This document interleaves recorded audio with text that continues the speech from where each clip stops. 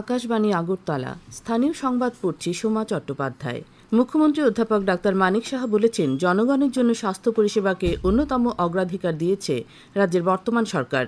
এই লক্ষ্যে স্বাস্থ্য ব্যবস্থার উন্নয়নে বিভিন্ন গুরুত্বপূর্ণ পরিকল্পনা গ্রহণ করছে সরকার। গতকাল আগরতলার জ্যাকসন গেট সংলগ্ন সিভিল হসপিটালের ভিত্তিপ্রস্তর স্থাপন করে তিনি কথা বলেন।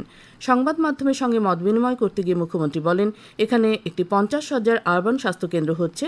বিভিন্ন বিভাগের ওপিডি সহ মাইনর ওটিরও ব্যবস্থা থাকবে এখানে। আগরতলা পুর নিগমের ব্যবস্থাপনায় আগামী 6 মাসের মধ্যে এর যাবতীয় কাজ সম্পন্ন হয়ে যাবে বলে মুখ্যমন্ত্রী জানিয়েছেন। কৈলাসহরের চণ্ডীপুর ব্লকের ছন্তৈল মডেল অর্চার্ডে নতুন একটি ইন্টিগ্রেটেড ব্যাম্বু পার্ক স্থাপন করার উদ্যোগ নেওয়া হয়েছে। Tripura bamboo mission bamboo value chain ডেভেলপমেন্টের আওতায় এই ব্যাম্বু পার্কটি গড়ে তোলা হবে। এর জন্য 40 একরেরও বেশি জমি প্রয়োজন হবে। আনুমানিক ব্যয় ধরা হয়েছে 162,92,00,000 টাকা। ব্যাম্বু পার্ক স্থাপনের জন্য ইতিমধ্যেই ডিপিআর তৈরি করে কেন্দ্রীয় সরকারের কাছে পাঠানো হয়েছে। ডিপিআরটির চূড়ান্ত অনুমোদনের পরই কাজ শুরু হবে। ত্রিপুরা ব্যাম্বু মিশনের পক্ষ থেকে জানানো হয়েছে, ছামনুতে প্রস্তাবিত ইন্টিগ্রেটেড ব্যাম্বু পার্কে বিভিন্ন ধরনের বাঁশভিত্তিক উৎপাদন ইউনিট থাকবে। মুখ্যমন্ত্রী অধ্যাপক ডাক্তার মানিক সাহা বলেছেন, ক্রীড়াক্ষেত্রের উন্নয়নের মাধ্যমে রাজ্যকে এগিয়ে নিয়ে যেতে নিরন্তর প্রয়াস জারি রেখেছে রাজ্য সরকার।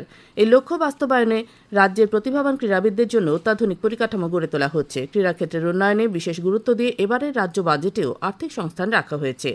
গতকাল আগরতলার বাদাঘাটের দশরথদেব স্পোর্টস কমপ্লেক্সে Debbhakti Jamatia synthetic athletic turf, Swadeshpriya Nandi synthetic hockey ground ও Pratul Bhattacharya synthetic turf football গ্রাউন্ডের উদ্বোধন করে একথা বলেন মুখ্যমন্ত্রী।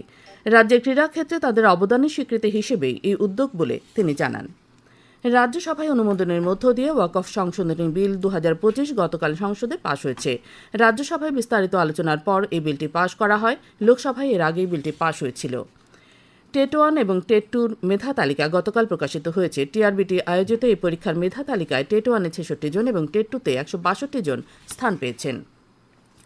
মোহনপুর মহকুমা প্রশাসন, তথ্য সংস্কৃতি দপ্তর এবং ব্রহ্মকুণ্ড মেলা কমিটির যৌথ উদ্যোগে অশোকাষ্টমী উপলক্ষে সিমনায় 3 দিনব্যাপী ব্রহ্মকুণ্ড মেলা আজ থেকে শুরু হচ্ছে, চলবে আগামী 6 এপ্রিল পর্যন্ত। মুখ্যমন্ত্রী অধ্যাপক ডাক্তার মানিক সাহা আজ মেলার উদ্বোধন করবেন। প্রধান অতিথি হিসেবে উপস্থিত থাকবেন কৃষি ও কৃষক কল্যাণ মন্ত্রী রতনলাল নাথ। অনুষ্ঠানে সভাপতিত্ব করবেন শিল্প ও বাণিজ্য দপ্তরের রাষ্ট্রমন্ত্রী বৃষকেতু দেববর্মা। আজ সপ্তমী পূজার মধ্য দিয়ে শুরু হচ্ছে 4 দিনব্যাপী বাসন্তী পূজা। রাজ্যের বিভিন্ন অংশে ধূপধামের সঙ্গে এই পূজার আয়োজন করা হয়। বিভিন্ন বাড়ি ও বারোয়ারি উদ্যোগেও বাসন্তী পূজার আয়োজন করা হয়েছে। গতকাল রাতে ষষ্ঠী ও বোধনের মধ্য দিয়ে দেবী বাসন্তীকে আবাহন করা হয়। ত্রিপুরা প্রদেশ কংগ্রেস মাইনরিটি ডিপার্টমেন্টের বৈঠক গতকাল আগরতলায় কংগ্রেস ভবনে অনুষ্ঠিত হয়। বৈঠকে পৌরোহিত্য করেন প্রদেশ কংগ্রেস সভাপতি আশিস কুমার সাহা। তিনি জানান, ওয়াকফ বিলের বিরুদ্ধে জাতীয় কংগ্রেসের দেশব্যাপী কর্মসূচির অঙ্গ হিসেবে রাজ্যেও বিভিন্ন প্রতিবাদ কর্মসূচি পালন করা হবে। বৈঠকে উপস্থিত ছিলেন বিধায়ক সুদীপ রায় বর্মন, মাইনরিটি ডিপার্টমেন্টের চেয়ারম্যান রুহুল আলম প্রমুখ। বিজেপির কৃষ্ণপুর মণ্ডলের মহিলা মোর্চার উদ্যোগে গতকাল তেলিয়ামুড়া চাকমাঘাট কমিউনিটি হলে মহিলারা স্বনির্ভর হলে উন্নত হবে দেশ শীর্ষক সম্মেলনের আয়োজন করা হয়। অনুষ্ঠানে প্রধান অতিথি হিসেবে উপস্থিত ছিলেন জনজাতি মন্ত্রী বিকাশ দেববর্মা। তিনি বলেন, নারীরা কেবলমাত্র পরিবারের ভিত্তি নন, তারা সমাজ ও দেশের উন্নয়নের অন্যতম চালিকা শক্তি।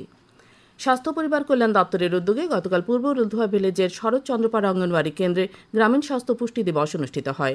শিশুদের মাতৃদুগ্ধ পান করানোর গুরুত্ব ও এইডস রোগ সম্পর্কে সচেতনতামূলক বক্তব্য রাখেন পূর্ব লুধিয়া আসমান আরোগ্য মন্দিরের community health officer Priyanka Reang. Anganwadi কেন্দ্রে আসা মা ও শিশুদের স্বাস্থ্য পরীক্ষার পর প্রয়োজনীয় ওষুধপত্র দেওয়া হয়।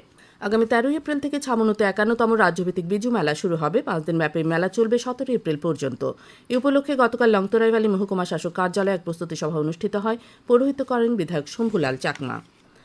আজকের আবহাওয়ার পূর্বাভাসে জানানো হয়েছে, আকাশ আংশিক মেঘাচ্ছন্ন থাকবে। দিনের সর্বোচ্চ তাপমাত্রা থাকবে 34 ডিগ্রির কাছাকাছি। আগরতলা বিমানবন্দরে আজ ভোরে সর্বনিম্ন তাপমাত্রা ছিল 25.8 ডিগ্রি সেলসিয়াস। আবহাওয়া দপ্তর থেকে ঊনকোটি ধলাই জেলার কোথাও কোথাও বজ্রবিদ্যুৎ সহ বৃষ্টিপাতের সতর্কতা জারি করা হয়েছে। স্থানীয় সংবাদ এখনকার মতো এই পর্যন্তই। পরবর্তী বাংলা স্থানীয় সংবাদ প্রচারিত হবে আজ সন্ধ্যে 7:55 মিনিটে।